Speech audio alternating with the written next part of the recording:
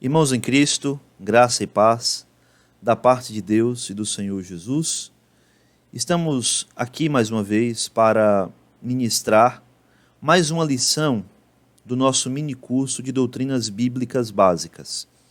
Desta feita, falaremos acerca da doutrina de Deus. Antes de iniciar o nosso estudo, eu gostaria de orar com você, a fim de que o Espírito Santo abençoe as nossas vidas enquanto aqui estivermos estudando a palavra de Deus. Oremos. Deus eterno, em nome de Jesus, muito obrigado por mais esta oportunidade de estudarmos a Tua palavra. Agradecemos também pela vida dos Teus servos que neste momento nos acompanham neste estudo bíblico. Pedimos que o Teu Espírito Santo nos auxilie nas nossas fraquezas, nas nossas limitações cognitivas e que nesta oportunidade possamos entender a Tua palavra. Perdoa os nossos pecados e abençoe as nossas vidas, por amor do Teu nome. Em nome de Jesus. Amém. Meus irmãos, vamos falar então sobre a nossa lição 2, a doutrina de Deus. Meus irmãos, como vocês podem ver, a nossa tela hoje também está dividida. Vocês podem acompanhar a leitura da apostila enquanto eu estiver explicando cada tópico. E é importante ressaltar também o seguinte: hoje falaremos apenas sobre a primeira parte desta lição. Esta lição é muito importante, possui muitos conceitos que devem ser muito bem entendidos pelos irmãos, de tal modo que dividimos a mesma para que os irmãos possam ter um aproveitamento melhor. Então, hoje nós falaremos sobre alguns conceitos acerca de Deus, algumas definições sobre a pessoa de Deus, e falaremos também sobre a importantíssima doutrina da Trindade. Obviamente, acerca de alguns aspectos essenciais. Não esgotaremos esse tema, pois isso seria absolutamente impossível. Então, nós hoje falaremos sobre a doutrina de Deus. E essa doutrina possui um termo técnico. Esse termo é o vocábulo teontologia.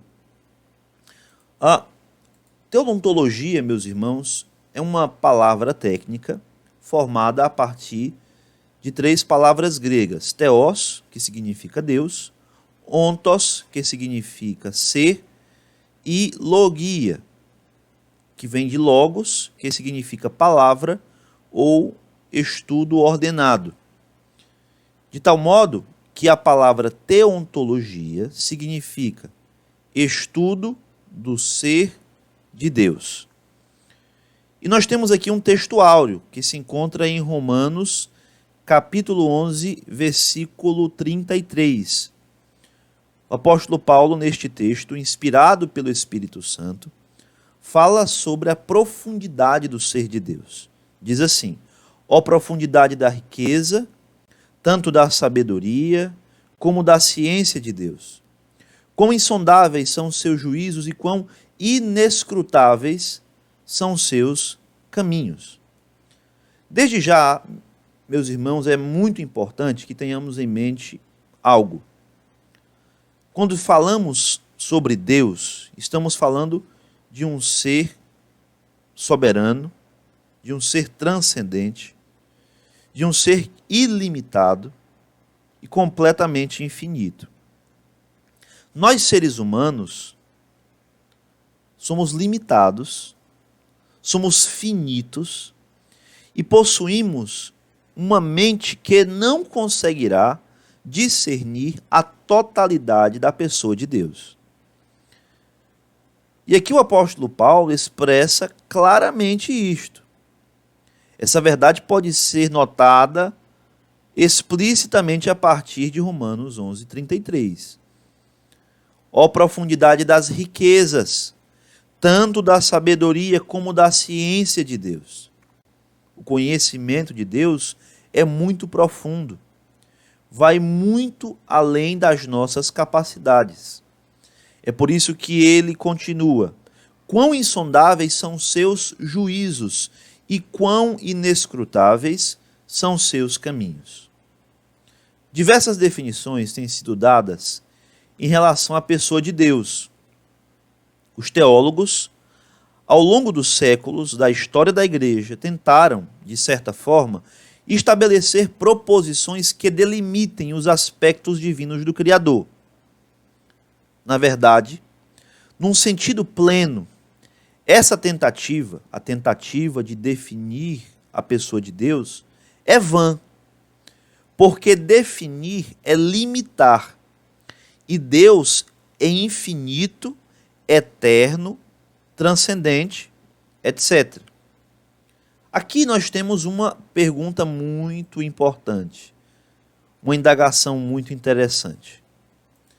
Como poderia a criatura limitada definir o Criador ilimitado? Como o temporal poderia definir o eterno? Como o finito poderia definir o infinito? Deus não pode ser limitado, logo, não pode ser propriamente definido. Meus irmãos, a partir destas informações iniciais, muitas pessoas então dizem o seguinte: já que Deus é infinito, é ilimitado, é eterno, é transcendente, ele está além das nossas capacidades racionais. Por isso, é inútil estudar a Bíblia Sagrada, é inútil pensar acerca de Deus, pois nunca poderemos saber uma coisa certa, uma coisa definida sobre a existência de Deus, sobre os atributos de Deus e sobre a sua vontade para as nossas vidas. Essa posição é um tanto quanto cética, é um tanto quanto pessimista em relação ao estudo de Deus. Inclusive, é uma posição que pode levar uma pessoa ao agnosticismo. Ser agnóstico significa ser defensor de uma posição de ignorância. É uma pessoa que afirma não haver quaisquer condições de saber se Deus existe ou não. Dessa forma, seria impossível também saber qual é a sua vontade para as nossas vidas, e o que nos resta é viver de acordo com os nossos próprios desejos, de acordo com as nossas próprias paixões, segundo aquilo que queremos. Entretanto, meus irmãos, aqui nós temos outra pergunta muito importante. Veja comigo. Seria então completamente inúteis os esforços teológicos do homem em estudar a pessoa de Deus? Qual a resposta? É evidente que não. Então nós sim podemos estudar a pessoa de Deus. Pelo contrário, através do estudo bíblico, podemos, ainda que parcialmente, entender a pessoa, os atributos e os propósitos de Deus, pois tais coisas foram reveladas aos homens pelo próprio Senhor mediante a sua palavra. Assim, se Deus não tivesse se revelado por meio da revelação geral e principalmente através da revelação especial, o homem seria completamente ignorante acerca da divindade.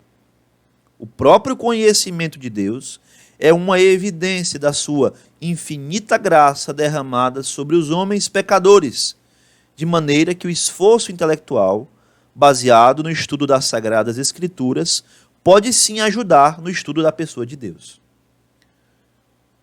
Vejam só isso, meus irmãos. Existem duas maneiras de entender a pessoa de Deus. Nós vimos isso na nossa lição passada. Se Deus não tivesse se revelado ao homem, o homem seria ignorante acerca da existência de Deus e acerca do propósito de Deus para a sua vida. Mas Deus se revela ao homem de duas maneiras distintas. Primeiro, através da revelação geral, isto é, através da criação, conforme o Salmo 19, versículo 1, conforme Romanos capítulo 1. Nós vimos que o salmista afirma que os céus proclamam a glória de Deus e o firmamento anuncia a obra das suas mãos.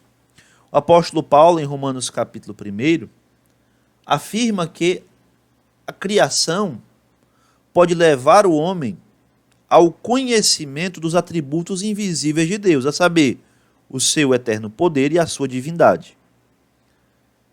Então, a partir da revelação geral, o homem pode sim depreender a existência de um ser superior e criador. Mas além da revelação geral, existe uma revelação especial, que leva o homem ao conhecimento de um propósito mais profundo, que não se restringe apenas ao entendimento da existência de Deus, mas ao entendimento da sua vontade para a vida do homem e principalmente ao conhecimento do plano da salvação. E a revelação especial se dá através da Bíblia Sagrada, que é inerrante e infalível. E as Sagradas Escrituras dão testemunho do Senhor Jesus, que é o único meio para que o homem alcance salvação, pois ele é o caminho, a verdade e a vida. Ninguém vai ao Pai se não for por ele.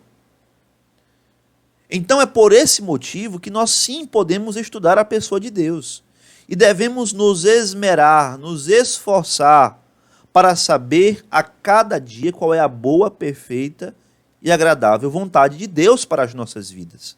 Porque Deus, mesmo sendo infinito, eterno, ilimitado, transcendente, ele se dá a conhecer através da sua revelação.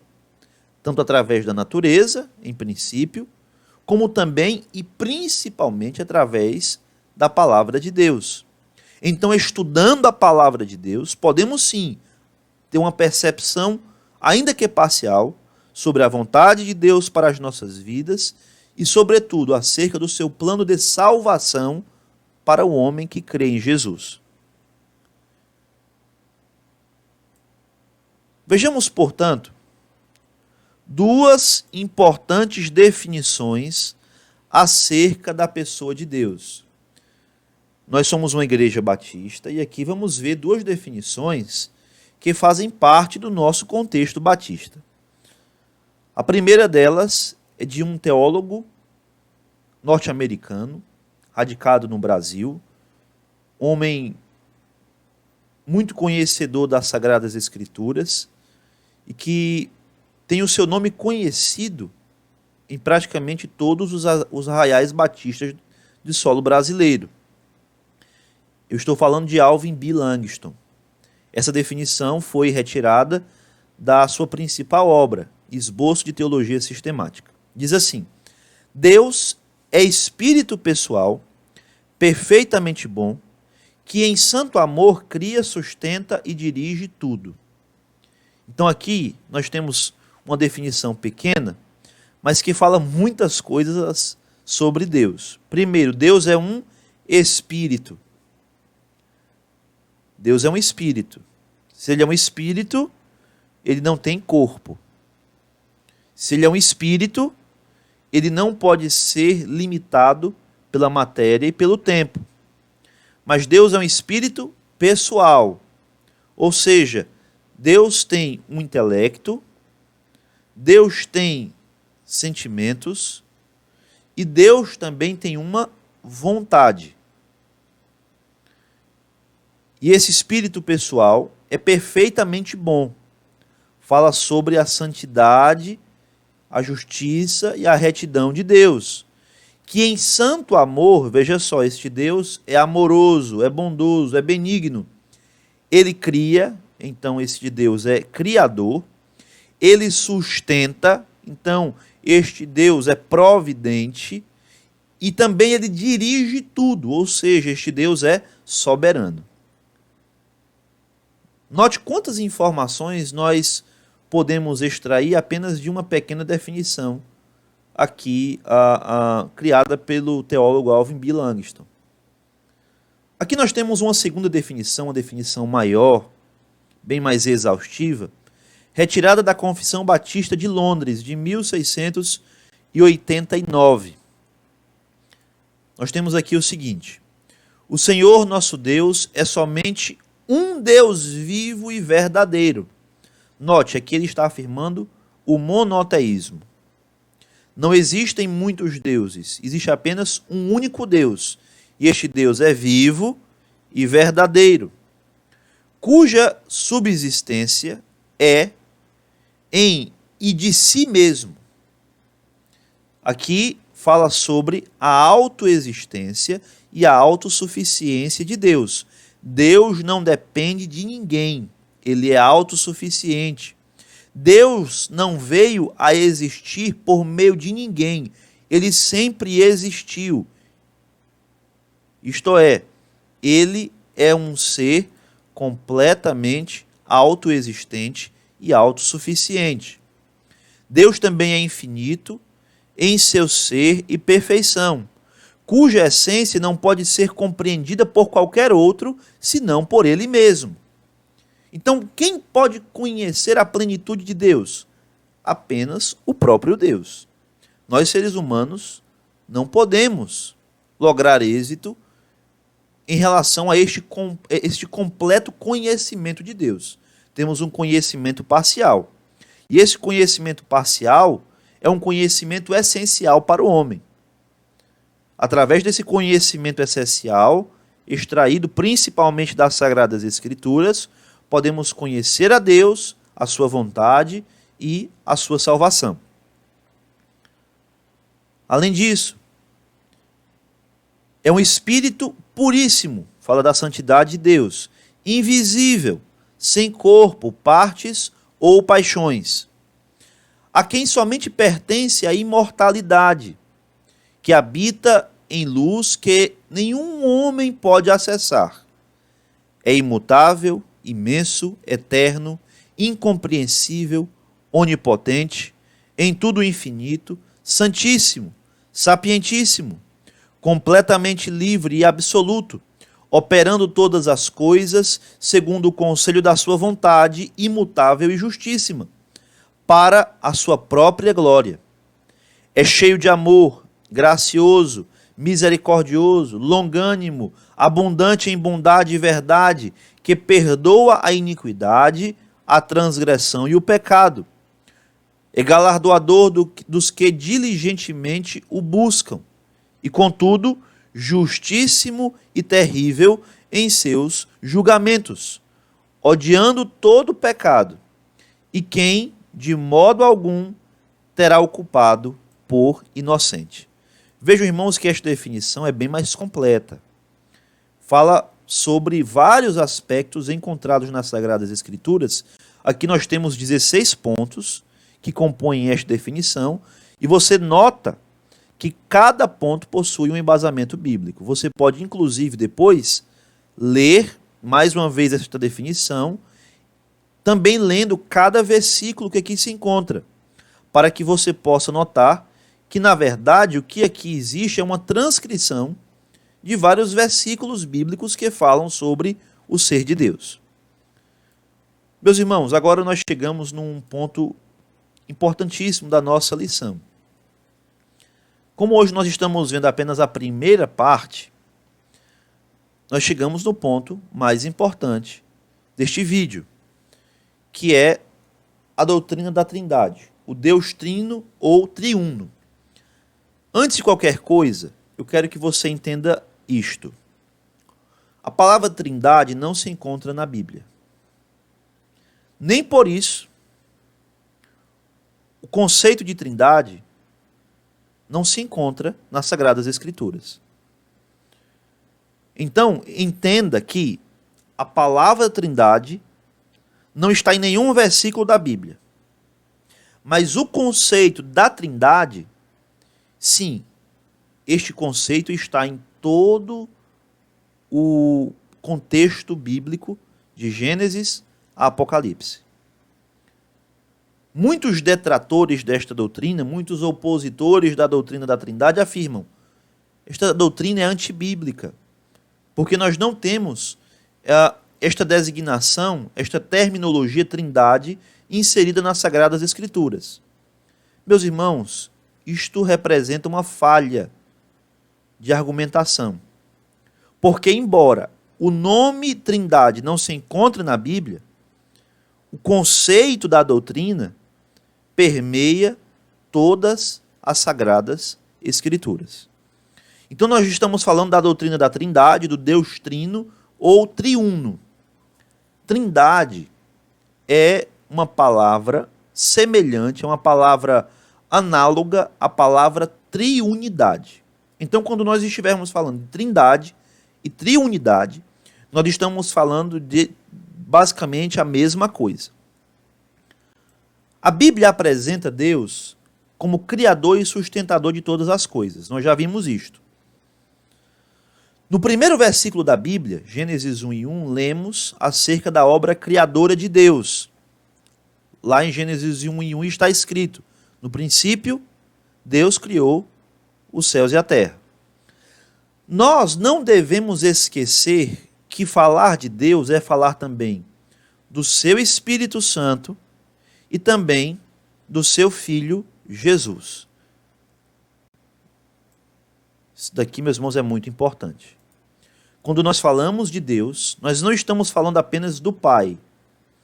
Nós estamos falando também do Espírito Santo e do seu Filho Jesus. Embora a Bíblia não utilize a palavra Trindade ou Triunidade, percebemos por vários textos que existe uma identificação perfeita entre os três, o Pai, o Filho e o Espírito Santo. Desta forma, entendemos que Deus é três pessoas e é um só, simultaneamente. Aqui nós temos, meus irmãos, uma figura que, de certa forma, explica a Trindade. Na verdade, explicar perfeitamente a Trindade é impossível. Muitas pessoas utilizam analogias, comparações com fenômenos da realidade, a fim de tentar explicar a Trindade. Por exemplo, em relação aos três estados da água, estado sólido, líquido e gasoso, dizem o seguinte: qual é a composição química da água? H2O. Mas essa água, esse H2O, se apresenta em três estados diferentes: líquido, sólido e gasoso. Aí vamos fazer uma comparação com o Pai, com o Filho e com o Espírito Santo. Também tem aquela comparação do ovo, que é composto da casca, da gema e da clara. E tantas outras comparações que são realizadas. Aqui, meus irmãos, eu não utilizei nenhuma comparação. Por que motivo? Porque estas comparações, elas são falhas, todas elas. Nós vamos ver mais adiante que existem alguns entendimentos equivocados sobre a Trindade. E se nós levarmos ao pé da letra estas comparações, nós vamos chegar justamente num destes entendimentos equivocados. Então, embora nós não sejamos aptos a entender a plenitude desta doutrina, devemos nos esforçar para nos mantermos fiéis àquilo que a palavra de Deus diz, sem necessariamente termos em mente algo que nos traga à memória a doutrina da Trindade. É possível até utilizar essas comparações. Não é de todo modo errado, mas preste muita atenção. Levar estas comparações até as últimas consequências levará também a um erro teológico. Por isso que eu não utilizei aqui tais comparações. E mais à frente vou explicar também um motivo, tendo em vista um ensino equivocado acerca da doutrina da Trindade.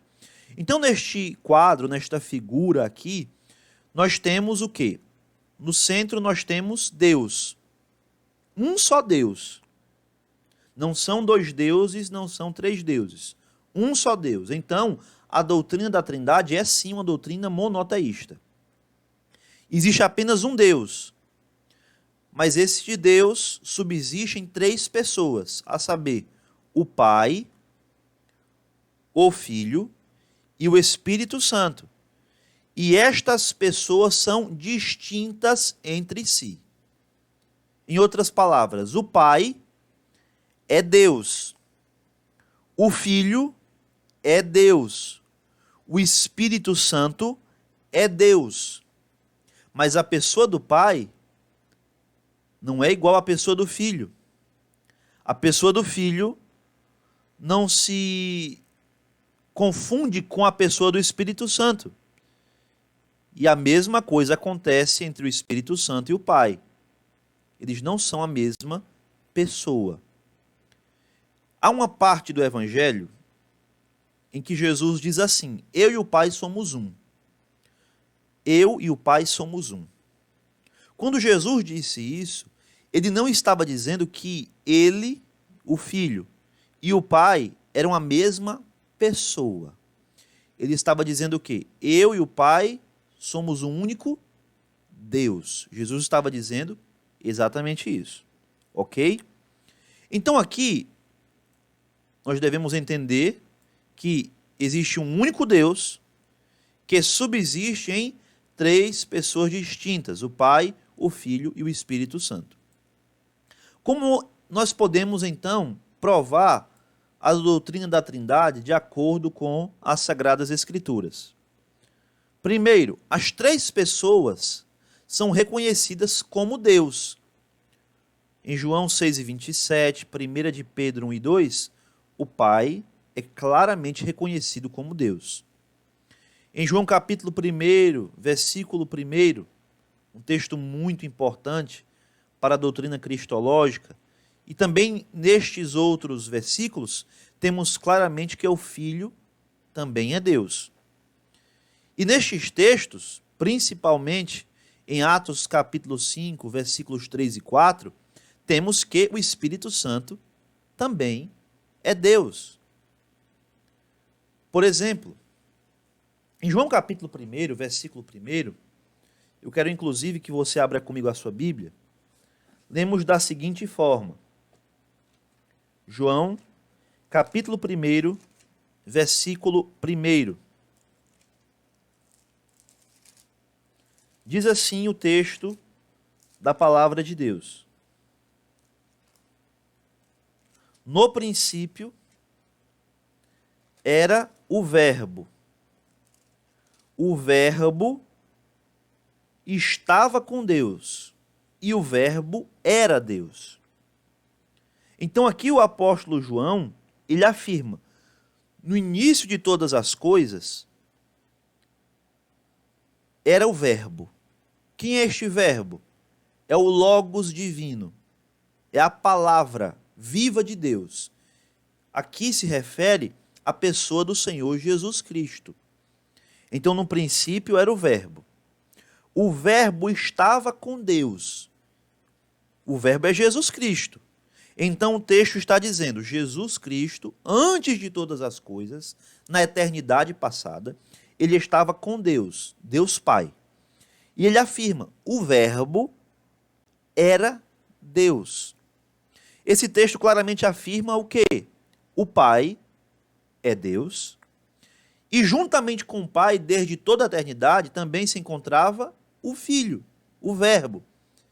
E este Verbo também é Deus. Então nós temos claramente que Jesus é Deus, juntamente com o Pai. Sendo que aqui existem duas pessoas distintas: Deus Pai e Deus Filho, que é o Verbo. Agora, meus irmãos, em Atos capítulo 5, veja aí comigo, só para nós termos aqui uma noção clara da divindade do Espírito Santo. Em Atos capítulo 5, versículos 3 e 4, temos a seguinte leitura bíblica. Essa leitura fala sobre o episódio de Ananias e Safira.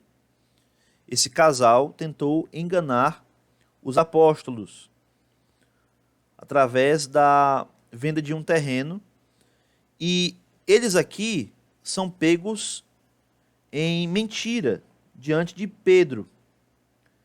E aqui no versículo 3 do capítulo 5 de Atos, nós lemos desta forma: Então Pedro disse: Ananias, por que encheu Satanás o teu coração para que mentisses ao Espírito Santo? Preste atenção. Ananias, este homem, havia mentido a quem? Segundo o versículo 3. Mentido ao Espírito Santo. Agora veja o versículo 4. Diz assim: Conservando-o porventura, não seria teu? E vendido não estaria em teu poder? Como, pois, assentaste no teu coração este desígnio? Não mentiste aos homens, mas a Deus. Veja isso, preste atenção. No versículo 3, Pedro diz: Ananias, você mentiu ao Espírito Santo.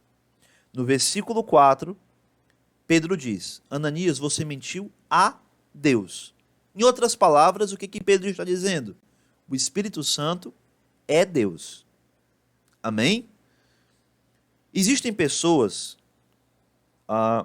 que são defensoras de uma visão equivocada sobre a pessoa do Espírito Santo. Nós vamos ver isso um pouco mais adiante. Eles afirmam que o Espírito Santo não é uma pessoa. Eles afirmam que o Espírito Santo é uma mera influência, é um mero princípio, é um mero poder vindo da parte de Deus. Agora, eu pergunto a você, leve em consideração, por exemplo, a energia elétrica. A energia elétrica representa um poder, a energia elétrica representa um ente que pode iniciar uma força, não é? E no caso, eu pergunto a você, é possível mentir para a energia elétrica? É possível, por exemplo, mentir para a gravidade? Não, não é possível. A gravidade é uma influência. A energia elétrica é uma energia. O peso é uma força. Tudo isso, todas estas coisas, todos estes entes físicos, não denotam seres pessoais. Isto é, não são entes dotados de capacidade de intelecto, de raciocínio, de volição, de vontade, nem de sentimentos e quaisquer percepções. Quando o apóstolo Pedro afirma: Ananias, você mentiu ao Espírito Santo, Pedro está aqui subentendendo um ser que possui conhecimento do que é certo e do que é errado, do que é verdade e também do que é mentira. Em outras palavras, Pedro está dizendo: o Espírito Santo é uma pessoa.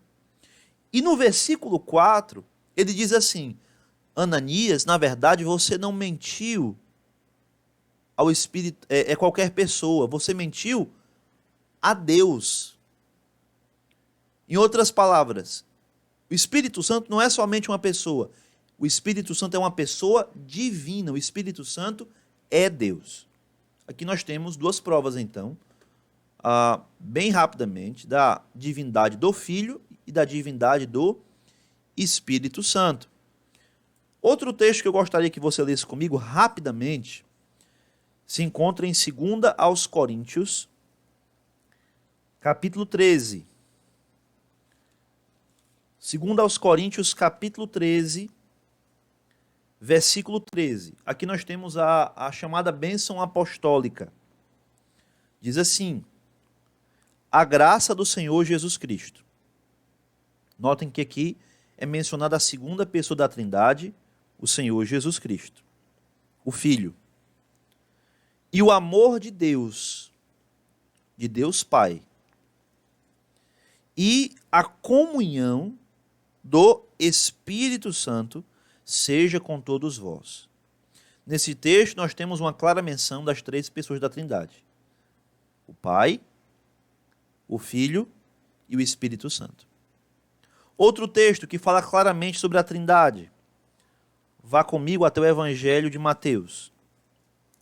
Evangelho de Mateus, capítulo de número 3.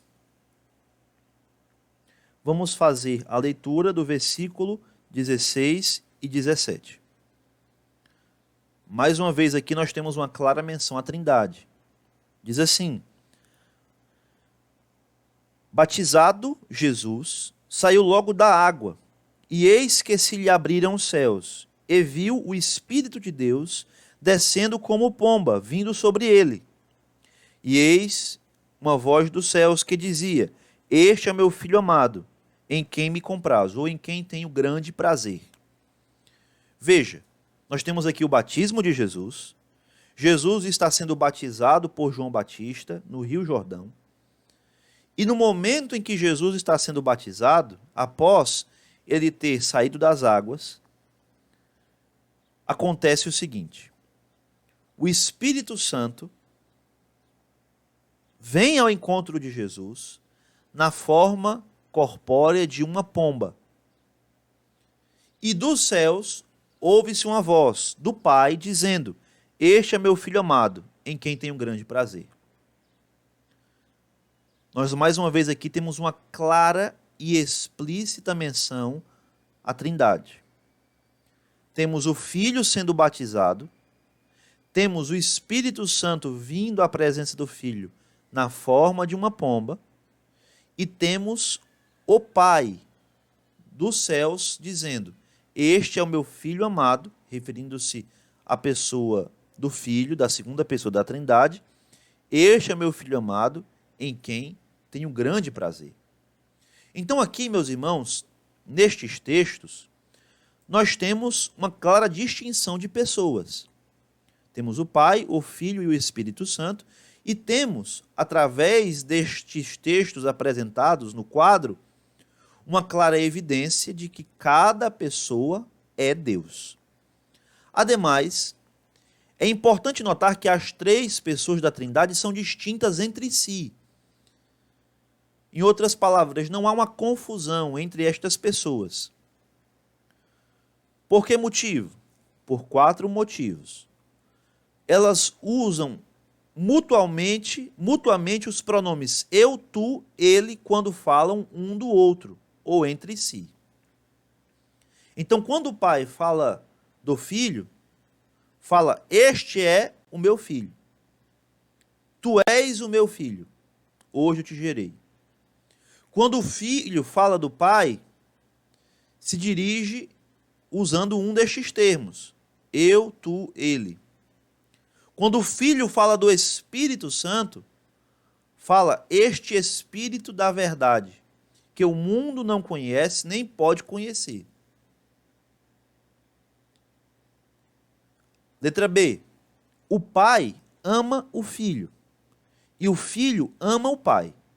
Note que o amor é um sentimento divino entre as pessoas da Trindade. É um amor intratrinitário. É aquilo que os teólogos antigos falavam em relação às relações intratrinitárias como sendo a pericorese, a dança da Trindade. São as pessoas da Trindade se amando mutuamente desde antes da fundação do mundo. Então, o Filho ama o Pai ama o Filho, e o Espírito Santo glorifica o Filho. Essas relações só poderiam ser verdade se de fato houvesse 3 pessoas distintas. C. O Filho ora ao Pai. O Filho ora ao Pai. Se o Pai e o Filho fossem a mesma pessoa, não haveria qualquer sentido no fato do Filho orar ao Pai, porque, afinal de contas, ele estaria orando a si mesmo. E isso é completamente impossível. Nós não servimos a um Deus esquizofrênico. Letra D. O Pai envia o Filho. E o Filho e o Pai enviam o Espírito Santo que atua como seu agente. Então, a partir destas informações, que podem ser claramente vistas nestes versículos, eu recomendo que você leia cada um deles, nós podemos depreender. São, sim, três pessoas distintas. Eu gostaria, inclusive, que você abrisse mais uma vez a sua Bíblia comigo, em João, capítulo de número 14. João 14. Aqui, meus irmãos, nós temos mais uma clara menção na doutrina da Trindade. João 14, versículo 16. Diz assim: E eu rogarei ao Pai. Eu pergunto, quem rogará ao Pai? Jesus, o Filho. E eu rogarei ao Pai. E ele vos dará outro Consolador. O outro aqui é a palavra allos, que significa outro da mesma substância, outro semelhante, outro da mesma natureza. Se Jesus era uma pessoa, e de fato ele era, esse outro, por quem o Senhor Jesus roga a sua vinda, ele também será uma pessoa. E o texto diz assim: ele vos dará outro Consolador, a fim de que esteja para sempre convosco. Notemos então aqui que nós temos quem? O Filho orando ao Pai, para que o Pai envie o Espírito Santo. O que aconteceu no dia de Pentecostes, lá em Atos capítulo 2. Então, mais uma vez, nós temos aqui uma clara menção à doutrina da Trindade. E pela utilização dos pronomes, nós podemos ver que sim, são três pessoas distintas. Caso fosse apenas uma pessoa, como é que seria esse versículo? E eu rogarei a mim mesmo, e ele, ou melhor, e eu vos darei de mim mesmo, para que estejais, para que eu esteja para sempre convosco. É até difícil de ler, não é, irmãos? Caso houvesse apenas uma pessoa, não é? E eu rogarei a mim mesmo, e eu vos darei a mim mesmo, a fim de que eu esteja para sempre convosco.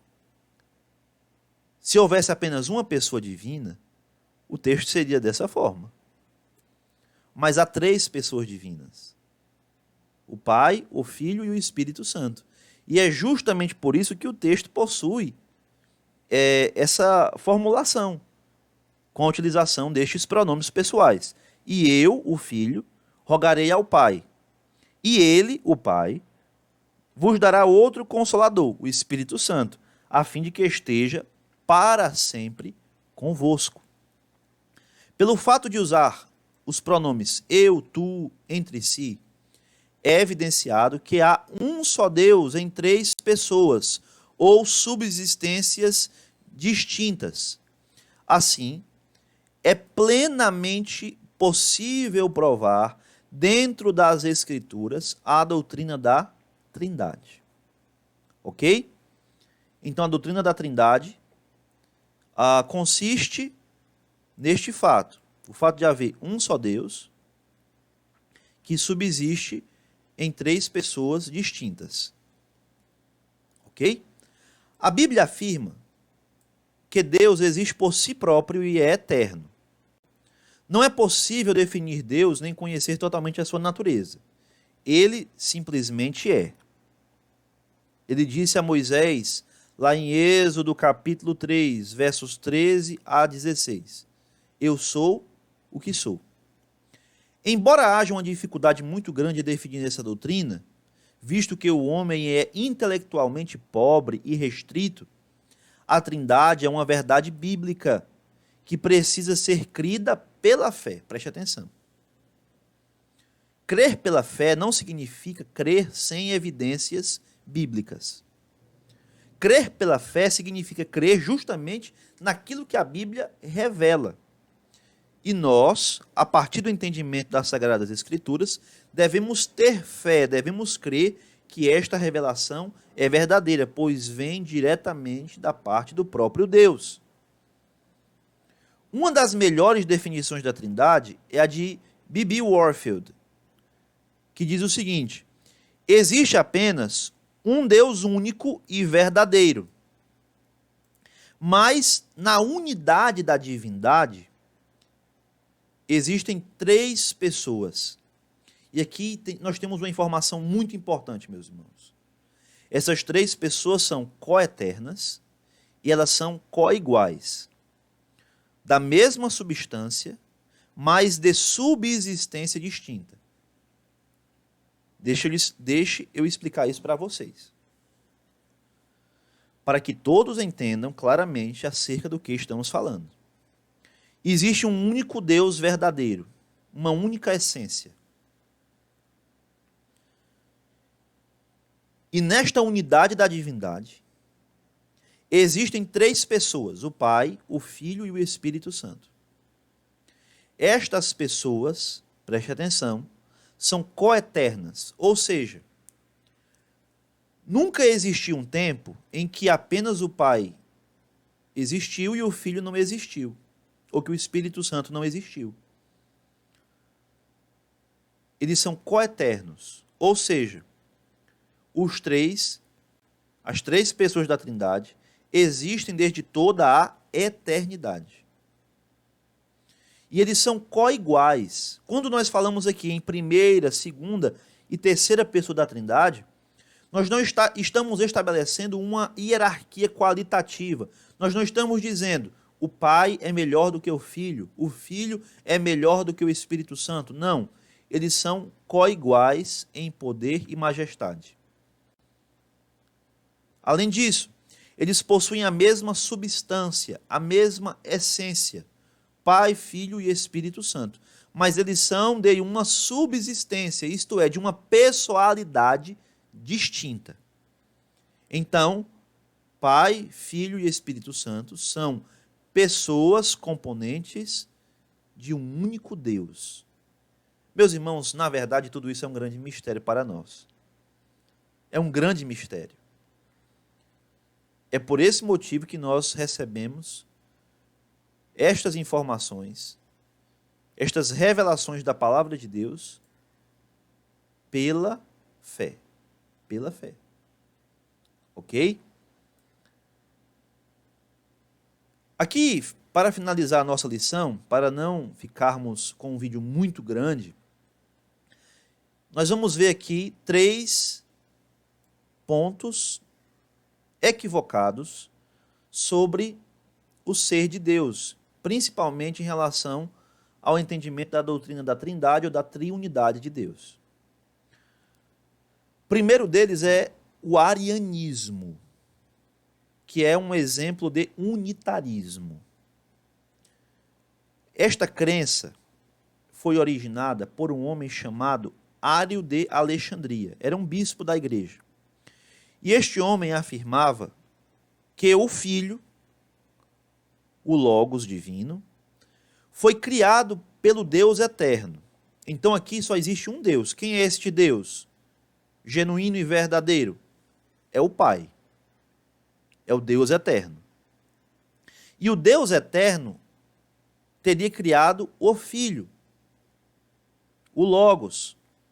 E o Filho, veja só, seria inferior ao Pai. Jesus, então, seria a primeira das criações de Deus. Então, Deus Pai, antes de criar qualquer coisa, a primeira pessoa que ele criou foi a pessoa do Filho. Isto segundo o entendimento de Ário. Após ter sido criado, o Logos, isto é, o Senhor Jesus, teria então criado as demais coisas. O principal lema ariano era representado pela seguinte afirmação: houve um tempo em que Cristo não era. O que eles estão dizendo aqui? Houve um tempo em que o Pai existia sozinho. Em outras palavras, o Filho não é coeterno com o Pai. Pois não criam que o Filho era coeterno com o Pai. Ademais, também acreditavam que o Espírito Santo, vejam só, foi o primeiro ser criado pelo Filho. O Filho foi o criador de todas as coisas. E o Filho, por sua vez, foi criado pelo Pai. E como o Filho é o criador de todas as coisas, também ele foi o criador do Espírito Santo. Então, Ario até acreditava na pessoa do Filho e do Espírito Santo. Mas Ario afirmava: o Pai, ele é o único e verdadeiro Deus. O Filho, o Logos, o Verbo, ele é a primeira das criações de Deus, sendo inferior ao Pai. E o Espírito Santo foi a primeira das criações do Filho. Portanto, é inferior ao Filho e ao Pai. Veja que aqui existe uma noção de hierarquia qualitativa. Essa noção é equivocada de acordo com as Sagradas Escrituras. Existe hoje esse pensamento? Existe. Existe um pensamento semelhante, muito parecido com o pensamento de Ario. E os defensores atuais, os proponentes atuais deste pensamento, são principalmente representados pelos testemunhos de Jeová, que também possuem esse nome, Sociedade Torre de Vigia. Com a diferença básica de que, para os testemunhos de Jeová, o Espírito Santo não é um ser pessoal, mas um mero poder, força ou influência vinda da parte de Jeová. Então, os testemunhos de Jeová não creem na Trindade e também não creem no Senhor Jesus como sendo Deus. Eles creem que Jesus é um Deus com D minúsculo. É por esse motivo que as traduções deles, que na verdade não são traduções, são embustes, são falsificações da verdadeira palavra de Deus. Lá em João capítulo 1, versículo 1, essa versão deles que é conhecida como tradução do Novo Mundo das Sagradas Escrituras. Diz assim: no princípio era o Verbo, e o Verbo estava com Deus, e o Verbo era um Deus. Um Deus com D minúsculo, afirmando que Jesus é inferior ao Pai, e foi a primeira das criações do Pai. E os testemunhos de Jeová também não creem que o Espírito Santo seja uma pessoa. Eles creem que o Espírito Santo é o quê? É um mero poder, é uma mera força, é uma mera influência vinda de Jeová. Não é nada além disso. Segundo ensino equivocado é o modalismo. Modalismo, que é também chamado de unicismo ou monarquianismo modalista. Meus irmãos, aqui também há uma série de erros neste ensino. O que os defensores deste ensino afirmam? Eles creem que existe apenas um Deus único e apenas uma pessoa divina que se apresenta de modos diferentes durante a história. Isso aqui é muito importante. Os modalistas creem desta forma. Lembram-se de quando eu falei sobre aquelas comparações, principalmente a comparação da água? A água é H2O. E a água existe no estado sólido, líquido e gasoso. Prestem atenção. Se nós levarmos essa comparação da água até as suas últimas consequências, nós vamos concluir exatamente a noção modalista de Deus, que é uma heresia. Porque o modalismo crê que existe apenas um único Deus e apenas uma única pessoa divina. Lá na comparação seria o quê? O H2O. Seria o H2O. Que se apresenta de modos diferentes. Que modos diferentes seriam estes? Os estados físicos da água. Sólido, líquido e gasoso. Então, se nós formos usar essa comparação da água e levarmos essa comparação ao pé da letra, nós vamos chegar no ensino modalista. Por que esse ensino é falso? Para entender esta visão, é interessante pensar no mesmo ator, uma pessoa que se apresenta numa peça teatral, atuando três personagens diferentes em três atos subsequentes. Então vamos pensar no seguinte: eu sou um ator. Como ator, eu vou atuar numa peça teatral, tá certo? Essa peça teatral tem três atos. Tem três atos. E nesses três atos, eu, que sou o único ator, vou interpretar três personagens. Como é que o modalismo enxerga isso? Esse ator seria Deus. Seria Deus. E no primeiro ato, que seria o Antigo Testamento, Deus seria o Pai, se manifestaria como o Pai.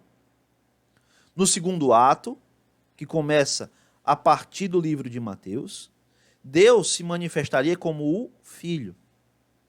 E no terceiro ato, a partir da ascensão de Jesus aos céus e a partir da vinda do Espírito Santo no dia de Pentecostes, Deus ele se manifestaria na forma do Espírito Santo. Então vejam, não existe então, segundo o pensamento modalista, três pessoas distintas.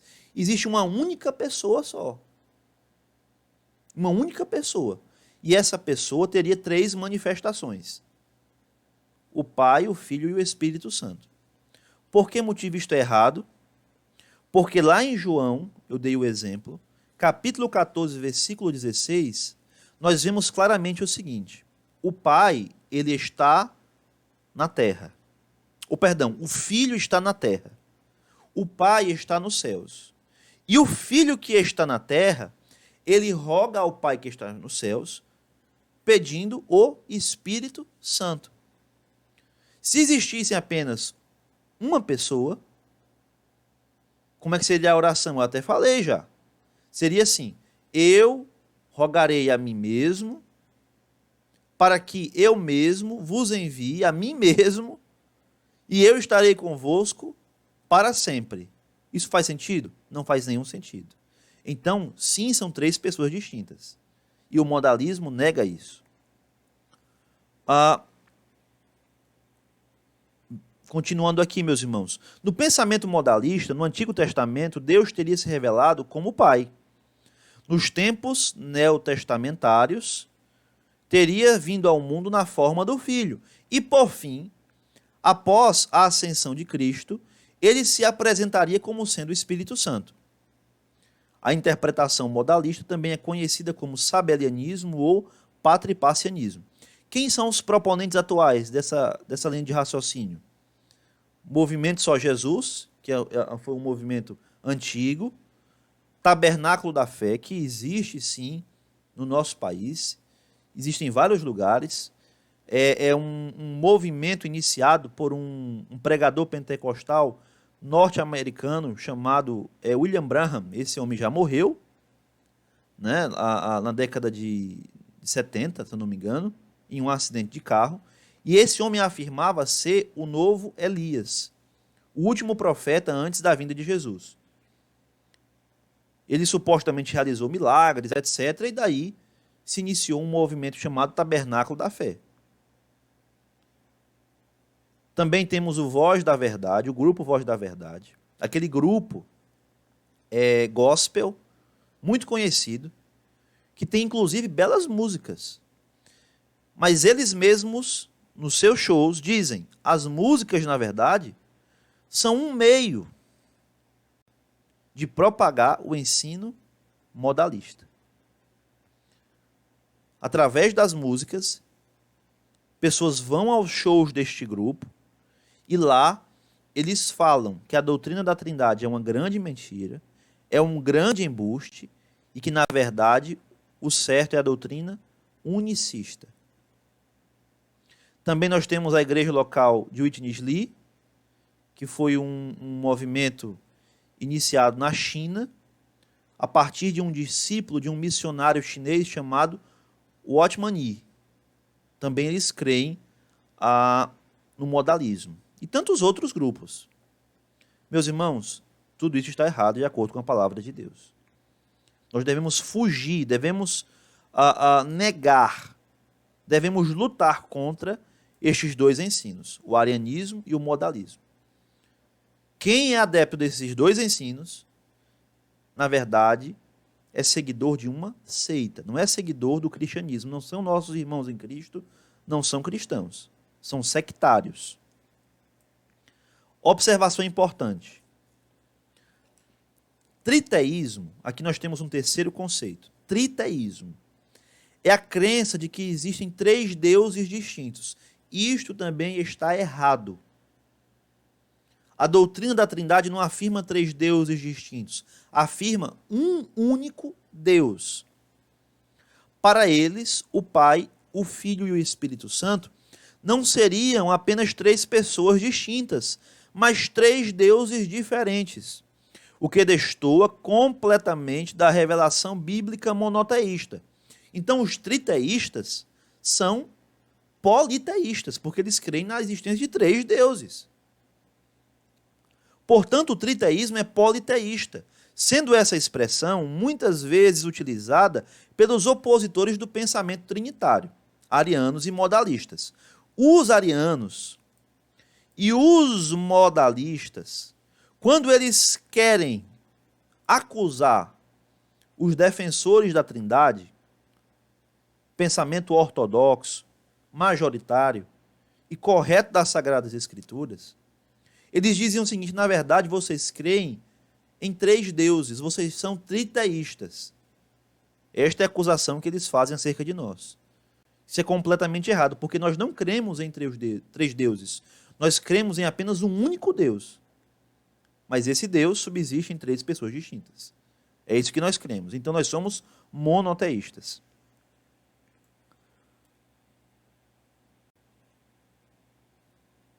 Dessa forma, preste atenção, é salutar diferenciar a trindade ou triunidade.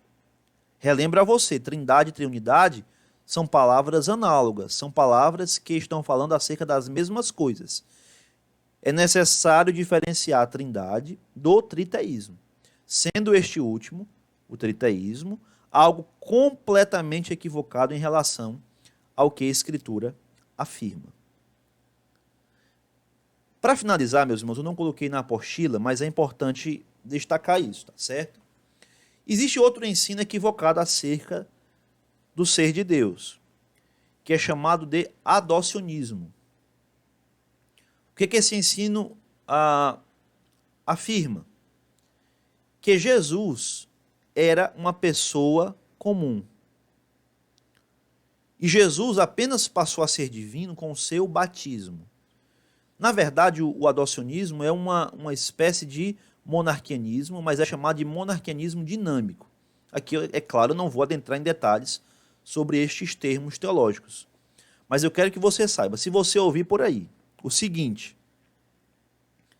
Jesus era um ser normal, era uma pessoa normal.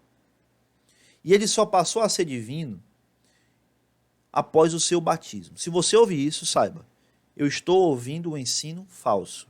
Eu estou ouvindo uma heresia. Ok? Qual é o ensino correto? Há um só Deus. E este Deus subsiste em três pessoas, coeternas e iguais. A saber, o Pai, o Filho e o Espírito Santo. Este é o ensino correto das Sagradas Escrituras. Vamos orar? Santo Deus, nós te agradecemos por este estudo, pela vida de cada servo teu que nos acompanhou até aqui, e pedimos que o teu Espírito nos auxilie no entendimento destas coisas, que é verdade, não são fáceis de entender, mas que mesmo diante das nossas limitações, que o Senhor tenha misericórdia de nós e aplique aos nossos corações a tua verdade. Perdoa os nossos pecados e livra-nos, ó Pai, de todo o ensino herético, equivocado sobre a tua palavra. Que nunca venhamos dar ouvidos àquilo que não é compatível com a tua revelação bíblica. E eu te peço isso também em relação aos teus servos que neste momento nos acompanham. Que nunca, Senhor Deus, eles se desviem da sã doutrina, da tua palavra, que sejam a cada dia constantes, que sejam a cada dia, Senhor Deus, pessoas estudiosas e que possam estar diante da tua presença, conhecendo a tua vontade, sendo salvas pelo Senhor e que possam a cada dia viver em conformidade com aquilo que o Senhor revelou na tua palavra. É o que nós te pedimos em nome de Jesus. Amém. Meus irmãos, aqui nós encerramos mais uma lição. Na próxima sexta nós continuaremos neste mesmo tema, doutrina de Deus, mas falaremos sobre os atributos de Deus, sobre os decretos de Deus e sobre os nomes de Deus. Você não pode perder. Eu conto com a sua presença também neste próximo estudo. Que Deus em Cristo abençoe a sua vida. Forte abraço. Fiquem todos na paz do Senhor.